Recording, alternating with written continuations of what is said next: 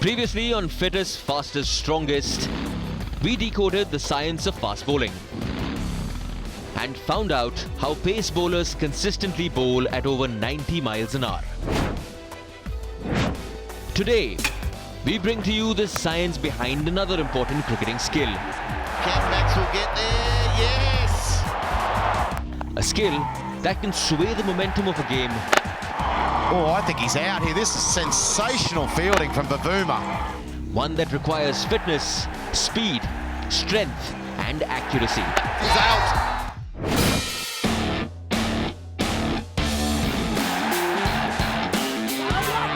Oh, that could be a close. Outside edge, and you can see that coming.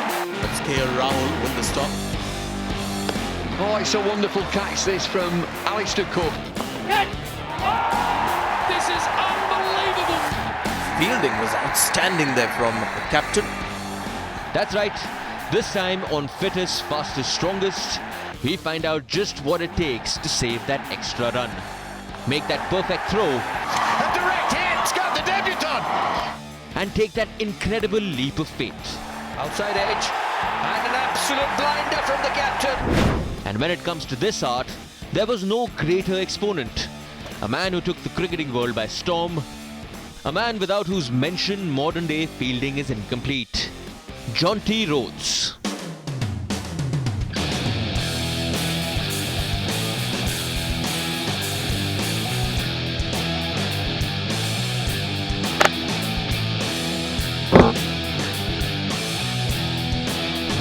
All I wanted to do, where's the ball? I wanted to be in the action. It's become such an important part of the game today, not just in limited overs cricket. You'll see in Test cricket too. A drop catch, a missed opportunity can change the way the outcome of the game is progressing. You've got to be as sharp on ball one as you are 90 overs later in the day. If we look at fielding as an art, I think the best way to understand and explain how difficult it is to compare it to another sport. A sprinter knows when the gun's going to go off. He knows the distance he's going to run, he knows exactly what his stride length is going to be, he knows how he's going to accelerate and what his goal is going to be. But if you look at fielding, there's so many variables out there that no one knows and nobody understands.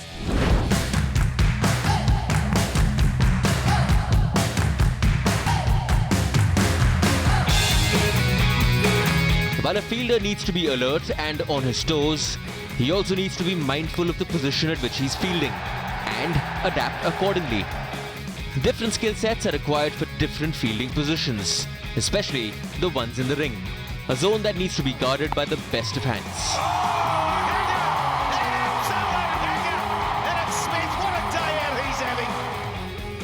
With his swift moves and unbelievable reach and reflexes, Jonty Rhodes redefined ring fielding. A virtual ball at backward point, the Protea great created chances from nowhere.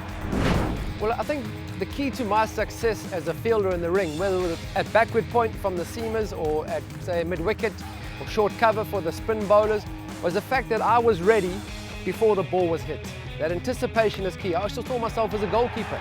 My first goal stopped the ball from getting past. And to do that, like a goalkeeper, I would come in closer to the batsman to cut the angle down. But because I was closer, it meant the ball was coming faster and I had less time to react. Now, once I had the ball, I've only got a couple of seconds to try and run the batsman out. So as quickly as possible, on the move sometimes, getting as much as my body in the same direction as my target. We didn't have the third umpire when I started up my career. So we had to run out the batsman by at least a meter. What I try and do now as a fielding coach, get the guys to slow down a split second. Because nowadays, he can be on the line and he's still out. A few years ago in Australia, we decided to study some elite professional cricketers. But we found that we weren't getting enough data on the speed at which the ball was coming off the bat to the fielders, and we weren't getting enough data with regards to how many they were running. So a team of Australians developed what was called the run of three test. The run of three test is a very, very simple drill based over the distance from popping crease to popping crease. A batter had to carry a 1.2 kg bat, perform a single run, perform another run, and then a third run. What we found out incidentally, that the average time a batter takes to cover the distance of a run is 5.72 seconds, which means that when a batter blocked the ball and it came off his bat at 1/100th of a second, a fielder like Jonty Rhodes at point or at cover had 5.72 seconds to react to that ball, stop that ball, get up back on his feet and try to execute a run out if he had to. Sharp reflexes are important, but a ring fielder needs to be a top-notch athlete as well. Case in point, that famous Inzamam run out from the 1992 World Cup. Oh, not interested. Inzamam could be run out. And Jonty Rhodes has demolished the stumps. And umpire Bucknor has given him out. A dismissal that still stands as probably the best affected by a ring fielder. So even after all these years, the question remains, can one actually practice something like this?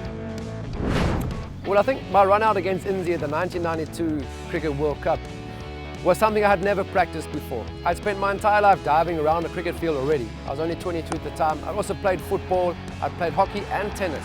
So from a peripheral vision and an awareness, I think what my asset in that situation was I could sum up the situation very quickly. Dive, run out was a great photograph and it wasn't any practice on my behalf.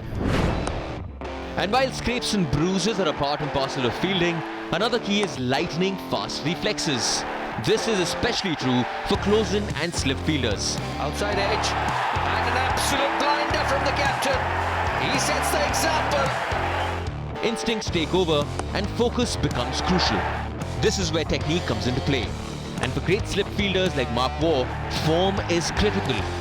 After all, split-second decisions need to be backed by actions.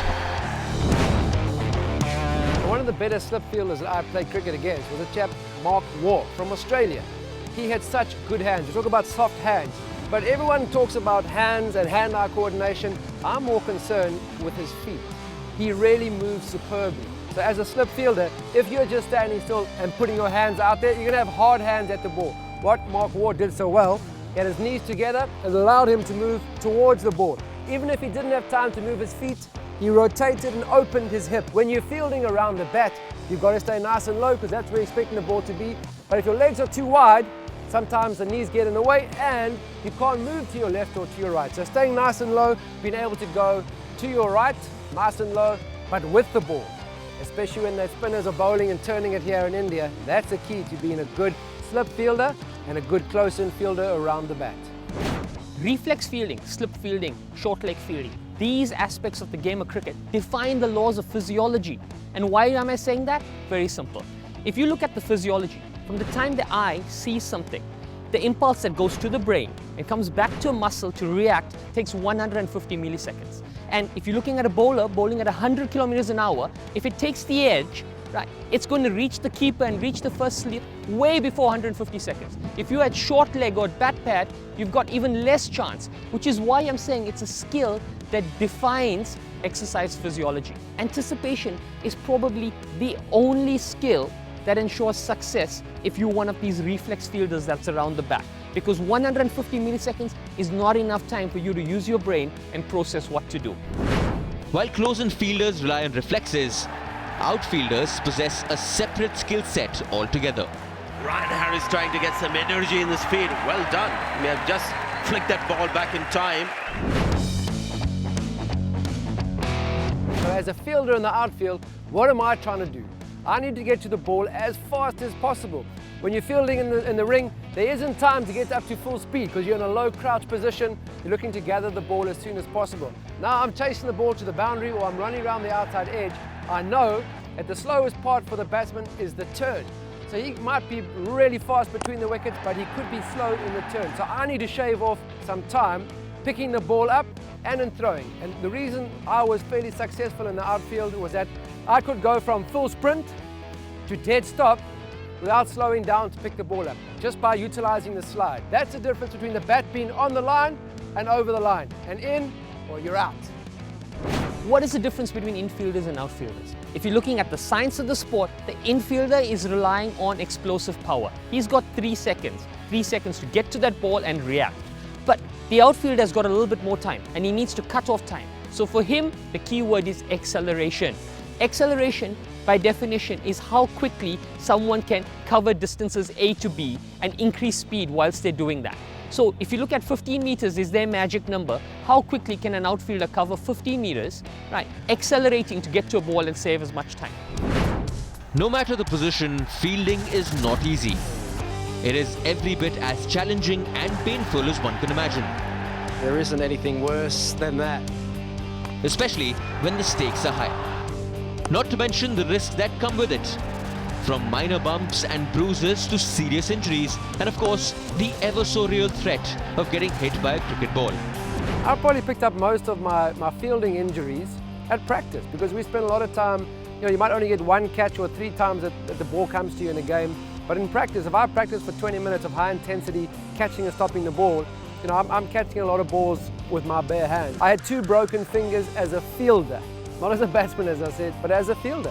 Whiplash was an injury that I had to deal with every week because when you dive for the ball with both hands and not put a hand down to break your fall, your chest, your upper part of your body would take the brunt of the fall. So it felt like I was in a car crash every week. If a ball comes off, that 160-gram ball comes off a bat at 100 kilometers an hour, it exerts a force of 8,800 newtons, which is the exact same force it would take to lift an 880-kilogram weight off the ground.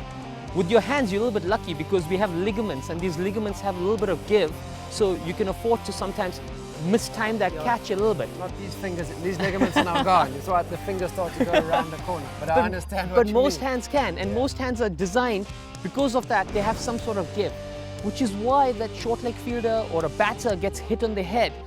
He's in trouble because the skull doesn't have any ligaments to give. It's solid impact that's taking that entire blow, which is what makes it so dangerous. Practice and preparation are vital when it comes to fielding. And as is the case with every specialized skill set, even fielders have very specific drills. As a ring fielder, I've always said my first goal was to stop the ball. Catches were a bonus, but I would work on taking a lot of cover catches. And what I would do, I'd set up a goal, I call it the goal of reckoning. Because we didn't have fielding coaches in those days. I had to get a teammate and I would take him down to the field and say, I reckon you can't hit the ball past me. Because it's got to be competitive, it's got to be match intensity. It can't just be catches straight to you. So I set up a goal post, 5 meters apart. I would walk in, cut the angle down. Okay, and look at that position. It's very low to the ground, but I've still gone in a reverse cup. You can catch it regulation or you can catch it reverse cup. And the reason why, at practice, I ask the guys to get into a reverse cup position is that because I've had to move my feet. And when I move my feet, look at my head's gone to, right behind the line of the ball.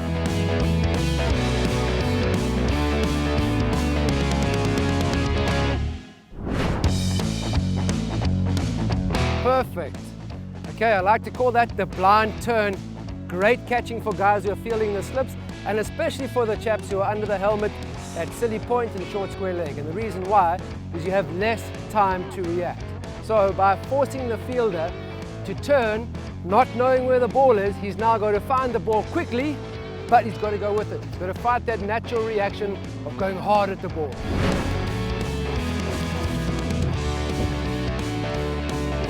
Okay, so that for me, as quickly as possible by utilizing the slide. And we know in India some of the outfields are a bit soft on top, your knee can dig into the ground. You've got to slide on your hip. By sliding, straight away I'm up.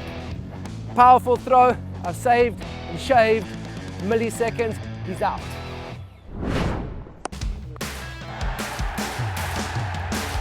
No lapses in concentration, no wrong moves. They thanklessly guard the cricket field. Would you believe it? He's pulled off a stunner here, GK Rani.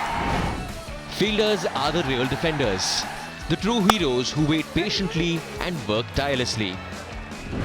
And when the opportunity comes, they just take a leap and grab it.